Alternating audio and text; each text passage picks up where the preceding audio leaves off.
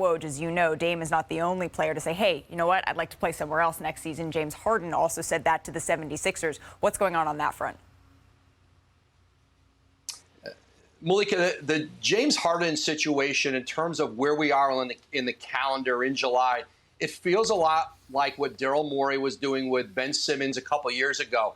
His asking price is exorbitant. Teams are not engaging the Sixers with the kind of asks that Daryl Morey is asking for James Harden. And so that's where Daryl Morey always starts in trade talks, really high.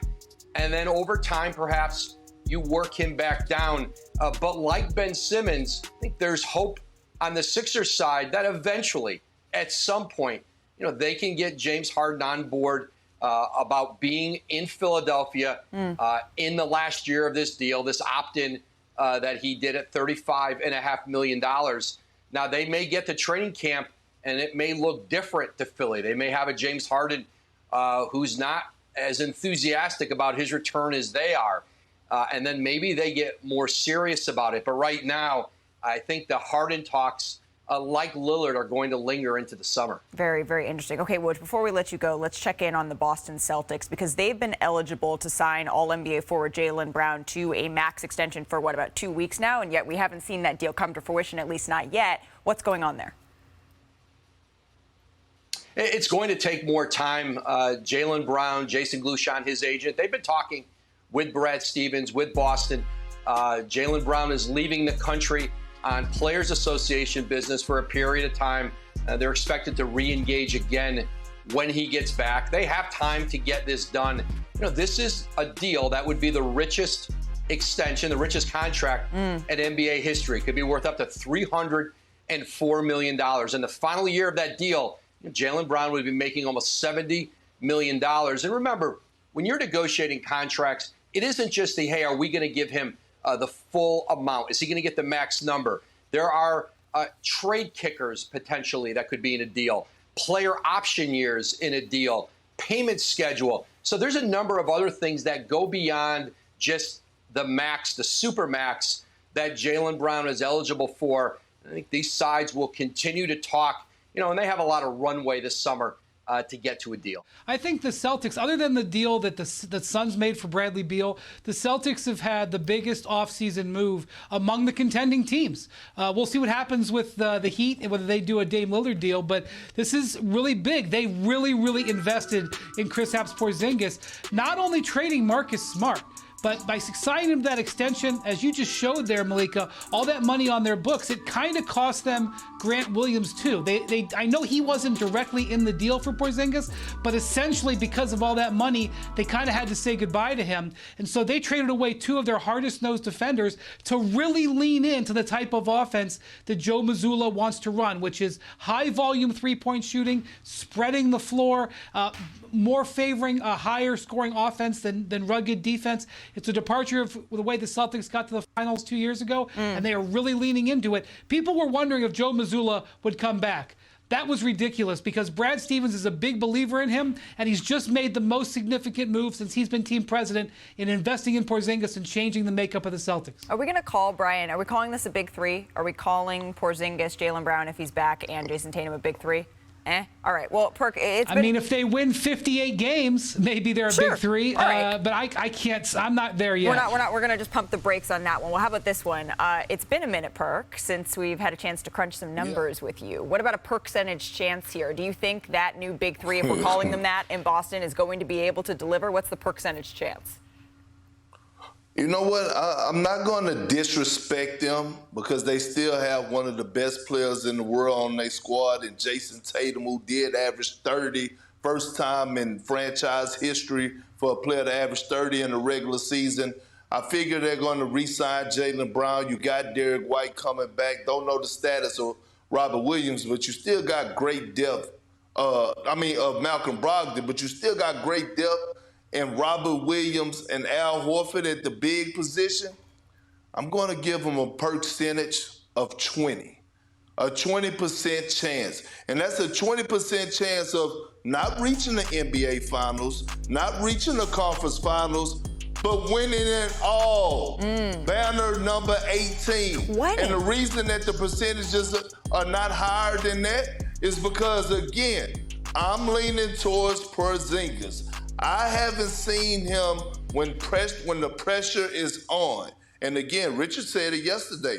When the pressure is on, we still haven't seen him. So he has to prove to me that he could go in one of the most historical franchises with one of the hardest fan base, hardest media, and play under that type of pressure for his expectations of winning the championship. I have to see it first before I'm fully bought in. But 20%, that's not bad for percentage. No, that's not terrible. You got to see it to believe it. I'm just so used to you being either 0 percentage chance or 100 percentage chance. So the fact that we're actually seeing something in between, like, that's something that's new for us. The majority of the win totals are out, but there are 4 teams that are not. I bet you can guess. The Blazers, the Heat, the Nets. And why would that be?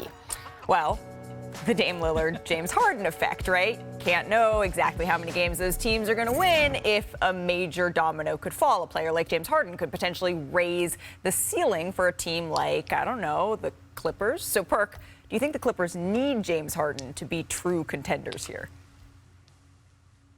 I don't. And here's why. And if I'm James Harden, why would I want to go to the Clippers? The Clippers were eye candy for James Harden and attractive before they re-signed Russell Westbrook. And now all of a sudden I'm starting to look at it, and James Harden was a little disappointed last year with his role, and he averaged 20 and 10 and a half assists, led the league in assists.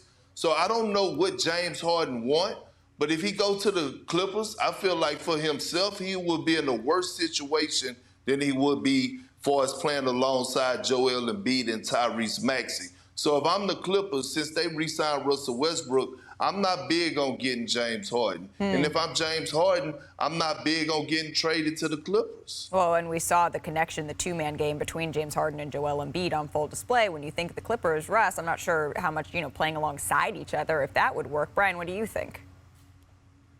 Yeah, I think they absolutely should try to get James Harden. I think they will continue to try to get him. And here's why.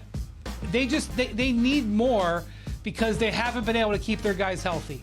And there's so many times over the last 3 years where I thought the Clippers were finally going to do it, including this year, Malika, when I watched Kawhi dominate Game 1 against the Suns and Ty Lue put out a great game plan.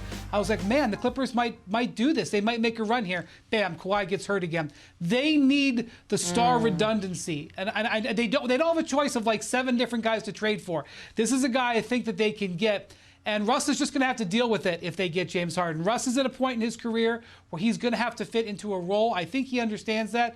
He just took a $35 million pay cut, for a $30-some million pay cut from last year to this year. The reason he did is he's not the same player as he was on his last contract. I'm not as worried about that. I'm worried about can the Clippers stay healthy and have Harden as a complement instead of a fill-in for one of those guys.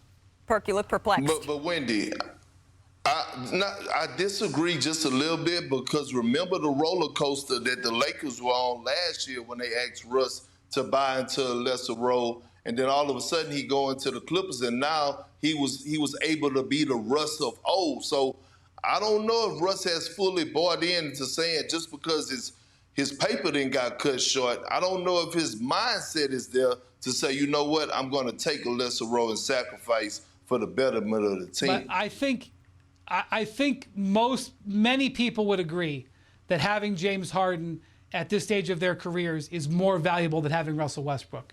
And however he wants to handle that is fine. But I think that's why the Clippers are trying to investigate, trying to make something like this happen. They also have kicked the tires on Dame Lillard. I don't think that they're in the driver's seat there, but they've sniffed around Dame Lillard and definitely shown interest in Harden because I think they know that they need the upward mobility that Harden can give them that they can't necessarily get with Russ. Okay, so I'm going to say the quiet part out loud here with Chris Paul, and I don't want to disrespect a first ballot Hall of Famer, but the reality reality, the reason why the Warriors did the Chris Paul deal, number one, was it was a salary dump. It was getting Jordan Poole off of their books so they could create long-term money to re-sign Draymond Green and hopefully Klay Thompson. They didn't do this deal because it was a good fit. Now, granted, they have long needed a guy to supplement Steph Curry at the point guard position. And I'm also going to tell you that I was convinced that when Chris Paul went to Houston all those years ago that it wouldn't work with James Harden. And he proved everybody wrong, that he found a way to make it work. Yeah. I don't love this fit because the way Chris Paul plays isn't the way the Warriors play. I think it was a money-based decision, but I will give them an opportunity for these Hall of Famers to work. But I think that that's really the basis of the reason they made the move. Well, and then there's the question of, and I know, who starts is not necessarily as important as who closes, but you heard Chris Paul say that those conversations haven't necessarily been had yet. You heard Mark Spears reporting that he's going to start for the first 5 minutes of a game and then lead the second unit. That felt a little bit like the Lakers tried to do that with Russell Westbrook. That didn't really work. Obviously, we're talking about a completely different player, a completely different fit. But Perk, if we're talking percentages here, what's the percentage chance you give Chris Paul to helping Golden State back to the finals? Back to the finals, I've said this time and time again, and you know the good thing about working at home in my studio, I got control over what I do. So read my lips. I give them a 1% chance. 1% chance. And it's not because of the addition of Chris Paul. It's because of Steph Curry. Anytime he's in, there we go. Anytime he's on the team and in the series, guess what's going to happen, Malika? He have historical moments. So as bad as I want to give them a 0, just because of Steph and the way that he's able to dominate, I'm going to give them a 1% chance. But it's 4 teams in the Western Conference that I have ahead of them. The Denver Nuggets, the Los Angeles Lakers, the Sacramento Kings, and the Phoenix Suns in no particular order. That's why I give them a 1 chance. 1% chance. Truly, Kendrick Perkins, working with you is a joy, and Director Perk is one of my favorite versions of you. Thanks for watching ESPN on YouTube. For live streaming, sports, and premium content, subscribe to ESPN+.